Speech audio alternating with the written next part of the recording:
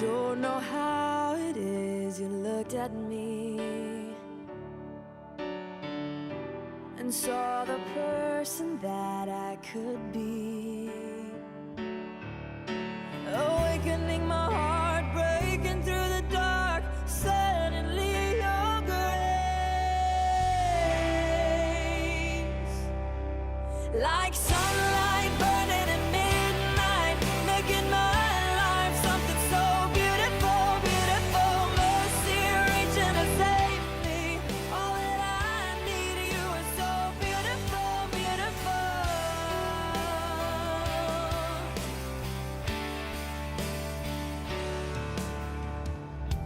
Now there's a joy inside I can't contain,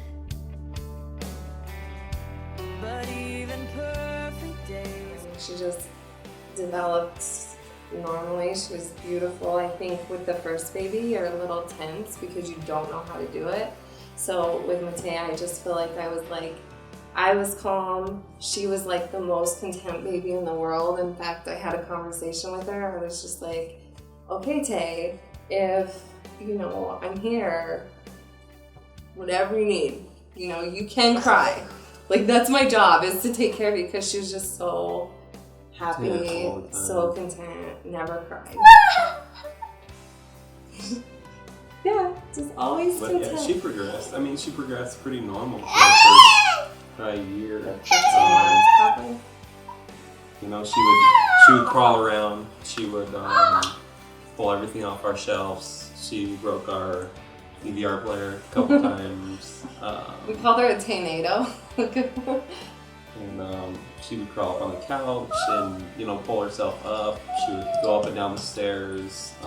She loved peekaboo. She would play peekaboo. She had like 6 words that she would say on a regular basis. The 5 Little Monkeys song she loved, and she'd like, you know, sing to it. And Or ducks. She liked the duck song. She would quack at you. That was part of how she talked. If she was mad, she would definitely quack. she'd be like, quack, quack, quack. You know. She'd do it in her sleep too. She loved it. It was so funny. She would stand up in her crib at night and like look over her crib to see if we were there, and just kind of stand there and like walk back and forth. She'd yell, "Mama." Yeah. Yeah, so I mean, nothing ever indicated that there was any, you know, because everything just was how it was with age. I mean, you just.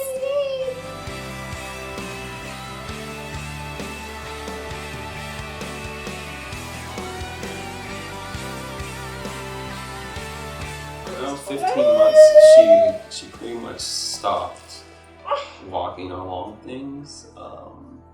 She started slowing down on her crawling. Where Shai noticed it is they were at the top of the stairs, and we had taught her how to go down the stairs backwards, you know, to crawl backwards. And she was on all fours, but she was just rocking back and forth. Like she had done it over and over again. And Shai was like, you can do it, you know, but she wouldn't. She just stayed there. She just would rock back and forth. It got to a point after a little while where she would be extremely worn out quickly. So she would crawl over to like a certain spot, and then she would just lay there for long periods of time. Or she would crawl up on one stair and she would lay there for a long period of time and crawl up on the next one and just lay there. So I ended up looking online for armbands to help keep our arms down, you know, because I didn't want her to fall out before they're supposed to. And it said commonly used in Rett Syndrome, and I was like, what's Rett Syndrome? And she was, at this point, she was 3, or just turned 3. And, you know, the first video I pulled up, I said, that's it. Like, it's like, but then it's like, no, I don't want that kind of thing. So we sat on it for a little bit, you know, until a beautiful friend of ours mentioned that she was at a conference and that she had seen Rett Syndrome, and she just knew. And I needed that confirmation to then take it to the neurologist. And I just asked them to test for it, and they did. And even though we knew, we got the call on December 12th. We were actually at a parent-teacher conference at the CDC, but December 12th, 2013.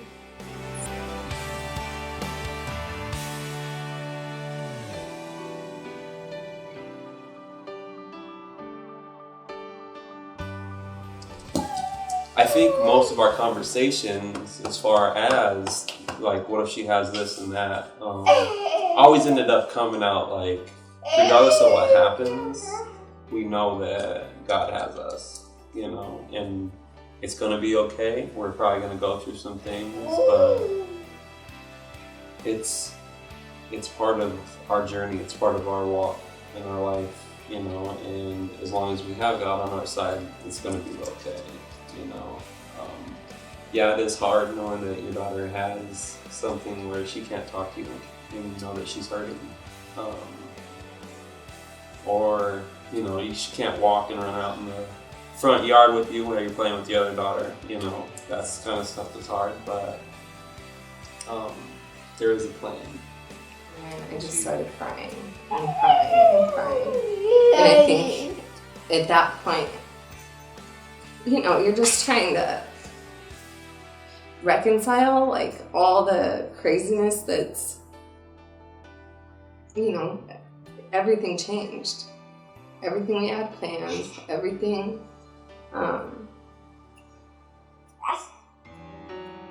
like I said, our plan was no longer in the picture.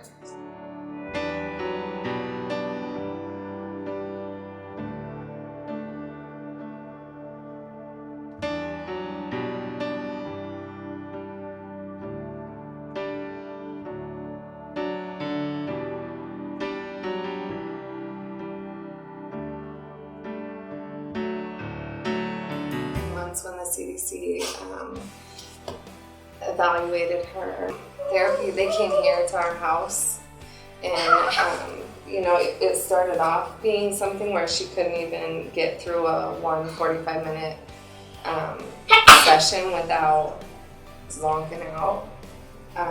But by the end of it, I mean, her endurance was pretty incredible. About Rett is you lose a lot of skills, so even with the therapy that you're doing, a lot of times we wanted things to improve, but when the CDC initially had her, she was still going through her regression, so she wasn't getting better. In fact, we kept seeing things being lost, you know, and but they were there and encouraging. They were just so willing to share ideas with options, and I'm pretty on it as a mom, like not trying to toot my own horn, but I am. And the CDC was right there with me, which is really good. I'm not dragging anybody along. They were either there or they're ahead of me. And, you know, I was impressed.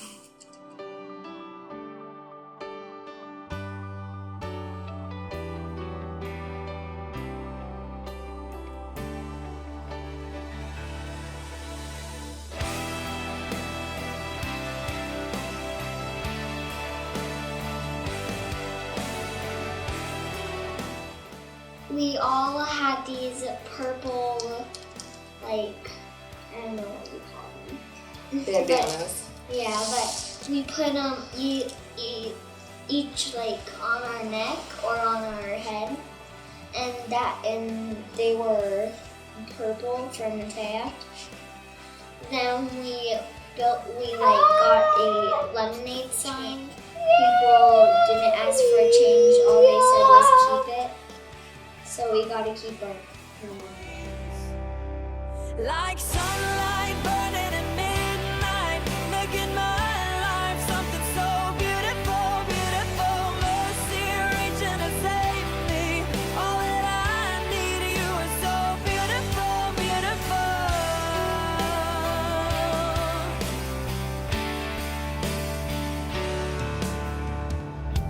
Now there's a joy inside I can't contain. But even perfect days can end in rain.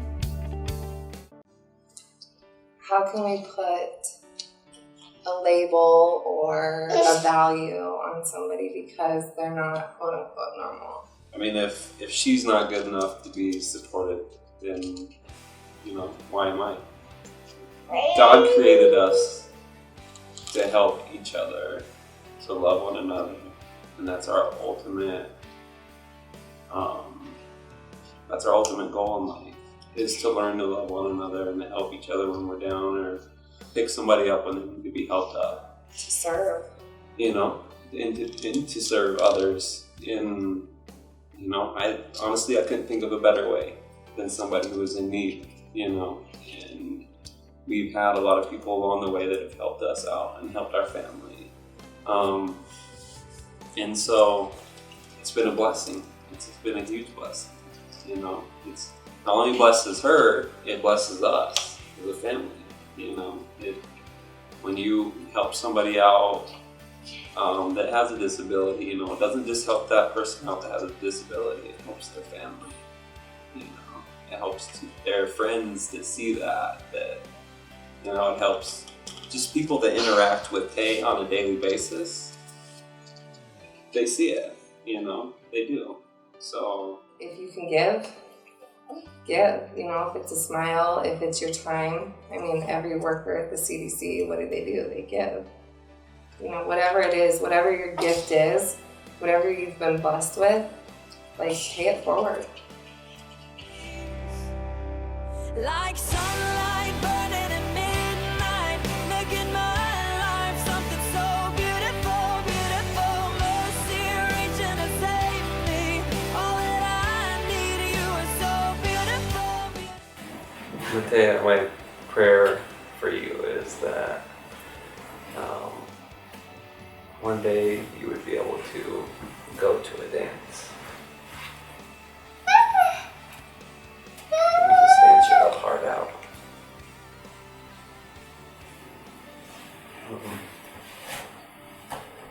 My prayer is that you would be able to run and play with your friends.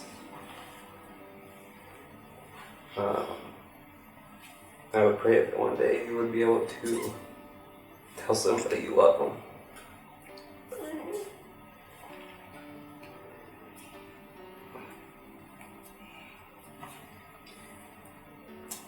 My prayer for you is to have just the best life possible. For you and your terms and nobody else's.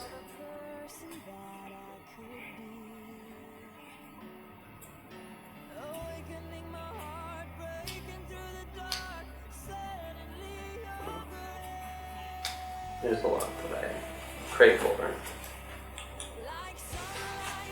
And when that cure comes, we'll get to see it, for sure.